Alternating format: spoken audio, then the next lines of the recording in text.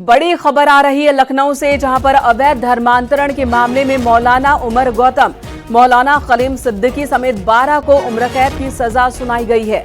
अदालत ने 12 लोगों को दोषी पाया और उम्र कैद की सजा सुनाई है। 4 दोषी राहुल भोला, मन्नू यादव उर्फ अब्दुल मन्नान, मोहम्मद सलीम, कुणाल अशोक चौधरी उर्फ आतिफ को अदालत ने 10-10 साल की सजा सुनाई है। एनआईए एटीएस स्पेशल कोर्ट के जज विवेकानंद शरण त्रिपाठी की बेंच ने यह सजा सुनाई है। प्रकाश रामेश्वर कांवड़े उर्फ एडम, कौसर आलम, भूप्रिय बंदो उर्फ अरसलान मुस्तफा, डॉक्टर फराज बाबुल्लाह शाह, मुफ्ती काजी जहांगीर आलम कासमी, इरफान शेख उर्फ इरफान खान, सलाहुद्दीन जैनुद्दीन शेख, अब्दुल्ला उमर, धीरज गोविंद राव जगताप और सरफराज अली जाफरी को उम्र कैद की सजा सुनाई गई है। एटीएस ने इन्हें देश के अलग अलग इलाकों से गिरफ्तार किया था। 20 जून 2021 को इस मामले में एफआईआर हुई थी और उसके बाद मामले की जांच पड़ताल हुई। ऋषभ मणि हमारे सहयोगी इस वक्त हमारे साथ जुड़ चुके हैं। ऋषभ, अलग अलग जगहों से इनकी गिरफ्तारी हुई थी और किसी को उम्र कैद की सजा है और किसी को 10 साल की सजा है। किस किस आधार पर सजा का ऐलान हुआ है? देखिए, जितने भी इसमें दोषी थे सब अलग अलग आरोपों में जो दोषी पाए गए थे उसमें जो मैक्सिमम क्वांटम ऑफ पनिशमेंट था उसके मुताबिक जो एनआईए एटीएस के स्पेशल जज हैं विवेकानंद शरण त्रिपाठी, उनकी कोर्ट ने सजा सुनाई है।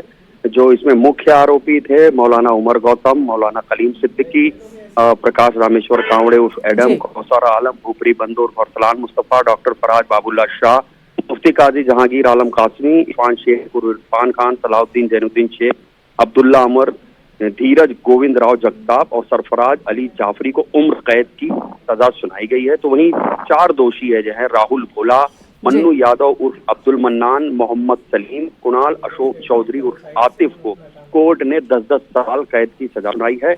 और जो एटीएस के पब्लिक प्रोसिक्यूटर है उन्होंने मजबूती के साथ यह मुकदमा रखा था और ये बात उन्होंने कही थी कि इन आरोपियों ने एक साजिश के तहत देश में धार्मिक उन्माद, विद्वेष और नफरत फैलाकर देशव्यापी अवैध में कनेक्शन किस तरह से सामने आया था?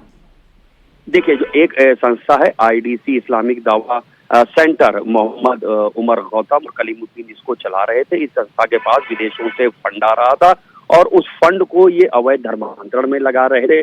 जो आर्थिक रूप से कमजोर वर्ग है, जो दिव्यांगजन है, डम्प एंड डफ, मूक बधिर हैं, उन लोगों का खास तौर से इस्लाम में परिवर्तन कराया जा रहा था। उसमें ऐसे तमाम लोग शामिल थे जैसे मौलाना उमर गौतम जो खुद भी पहले हिंदू थे, क्षत्रिय संप्रदाय से आते थे और बाद में ये खुद इन्होंने इस्लाम स्वीकार कर लिया। इनका खुद अपना बेटा जो है वो भी इनके साथ उसमें शामिल था, भूपरी बंदो, वो भी बाद में कन्वर्ट होकर मुस्लिम हो गए थे।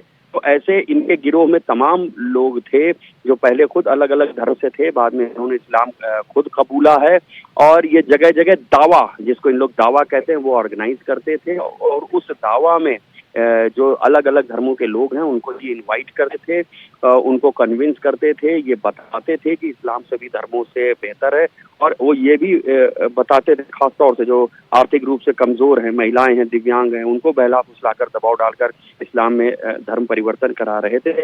और एक ऑर्गेनिक मैकेनिज्म के तहत ये पूरे भारतवर्ष का जनसंख्या संचलन बिगाड़ने के लिए ये कर रहे थे और ये बताते थे कि जो भी इस्लाम को छोड़कर दूसरे धर्म के लोग हैं उनकी मौत के बाद वो जहन्नुम में जाएंगे, वहाँ की आग में जलाए जाएंगे।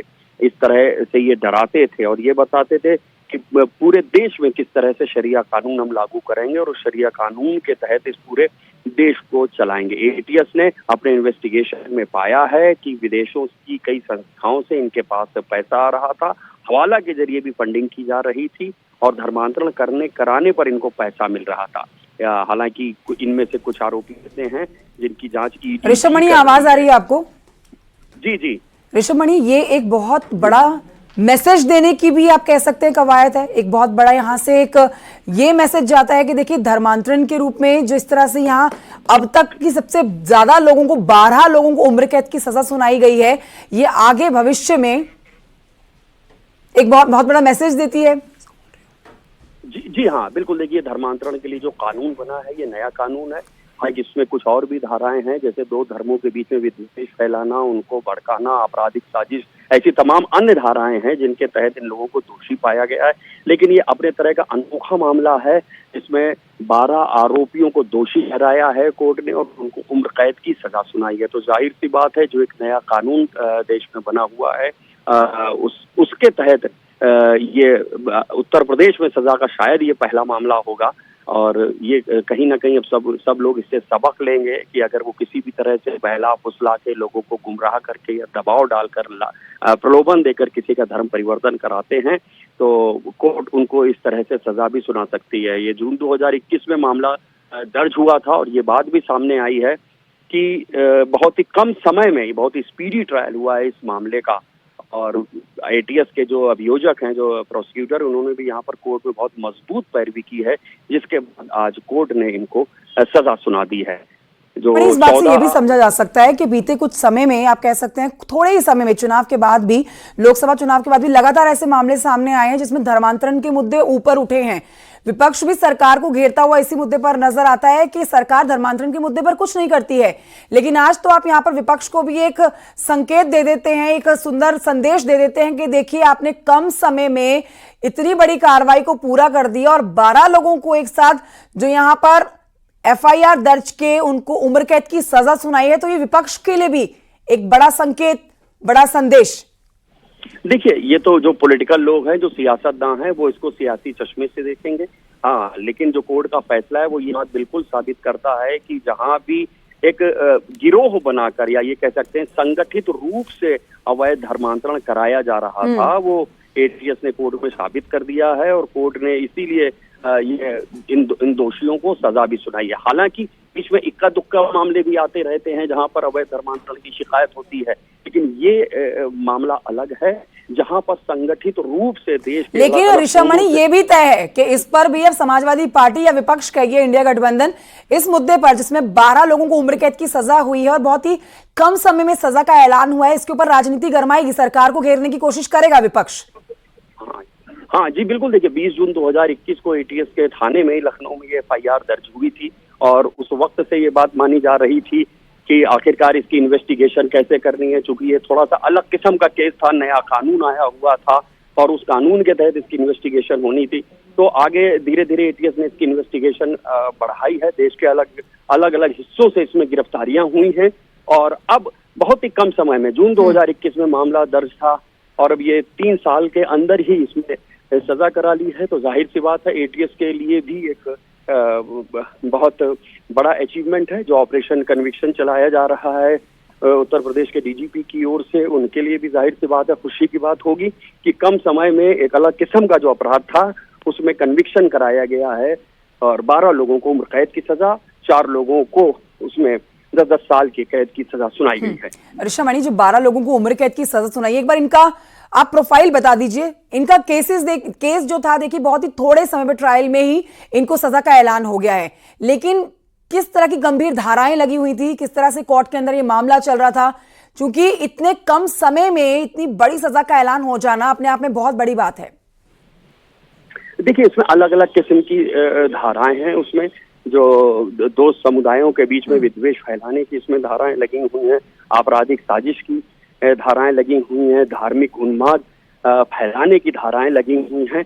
तो अलग अलग धाराओं में सबका कन्विक्शन हुआ है, लेकिन जो 12 जो दोषी हैं उनको जो मैक्सिमम पनिशमेंट है उम्र कैद का, वो एनआईए एटीएस स्पेशल कोर्ट ने दिया है। तो वहीं 4 दोषी ऐसे हैं, उनको उन धाराओं में जो मैक्सिमम पनिशमेंट है 10-10 साल का, उसमें उनको कन्विक्ट किया गया है और जुर्माना भी लगाया है। जल्द ही जुर्माने की राशि भी बताई जाएगी। लेकिन ये बात कोर्ट ने भी साबित कर दी है कि अगर अच्छी पैरवी होती है, प्रोसिक्यूशन, पुलिस और कोर्ट सब बेहतरीन समन्वय के साथ काम करते हैं, तो कम समय में भी इस तरह के मामलों में सजा करवाई जा सकती है। तो जाहिर सी बात है, आने वाले समय में ये पूरा मामला एक नजीर बनेगा, क्योंकि ये अपने तरह का नया कानून है अवैध धर्मांतरण का। नजीर तो बनेगा ऋषभ मणि, लेकिन ये मामला आगे भी बढ़ सकता है, क्योंकि जिन लोगों को उम्र कैद की सजा हुई है, जो 12 लोग हैं, वो जाहिर तौर पर उनके पास एक मौका है आगे बढ़ के अपनी सजा कम करवा लेने का। नहीं, देखिए, वो तो बिल्कुल सही, जाहिर सी बात है कि आगे की कोर्ट में वो इस चीज की अपील कर सकते हैं। उनको जो सजा यहाँ से सुनाई गई है उसको वो चैलेंज कर सकते हैं। लेकिन अब देखना यही होगा कि आगे की कोर्ट में क्या होता है। लेकिन फिलहाल जो ट्रायल कोर्ट है उसने यहाँ पर जो ठीक है, क्योंकि देखिए आप इस पूरी खबर को कवर कर रहे हैं ऋषभ मणि, इसलिए आपसे जानना जरूरी हो जाएगा क्योंकि आप विस्तार से खबर बता रहे हैं। कोर्ट में जब ये सजा का ऐलान हुआ उस वक्त कोर्ट में क्या कुछ कहा गया है? क्योंकि देखिए उत्तर प्रदेश के लिहाज से ना जिस तरह से राजनीति गरमाई हुई है, चाहे धर्मांतरण के मुद्दे को लेकर यहाँ विपक्ष भी सरकार को घेरता हुआ ही नजर आता है, तो ये अपने आप में ये नजीर बनेगी ये खबर जब ये बाहर निकल के जन जन तक पहुंचेगी, उत्तर प्रदेश के वासियों तक पहुंचेगी। कोर्ट में सजा के दौरान क्या बड़ी बातें कही गई हैं वो हमारे दर्शकों को बता दीजिए ऋषभ मणि। देखिए कोर्ट में जो एटीएस के पब्लिक प्रोसिक्यूटर हैं उन्होंने जो दलील रखी हुई थी कि ये एक पूरा संगठित गिरोह है जो पूरे उस देश में काम कर रहा है। देश के अलग अलग हिस्सों से वो ऐसे लोगों को सेलेक्ट कर रहा है जिनकी आर्थिक, पारिवारिक, सामाजिक पृष्ठभूमि कमजोर हैं, जो दिव्यांग हैं, जो महिलाएं हैं, जो डम्प एंड डफ हैं, उनको ये सेलेक्ट कर रहे हैं और उनको कहीं लालच दे रहे हैं, उनके ऊपर दबाव डाल रहे हैं और उनको उनका वो धर्म परिवर्तन इस्लाम में करा रहे हैं। तो ये बात कोर्ट में प्रूव करने में जो पब्लिक प्रोसिक्यूटर हैं वो सफल हो गए और इसके बाद अब ये सजा का ऐलान हुआ है।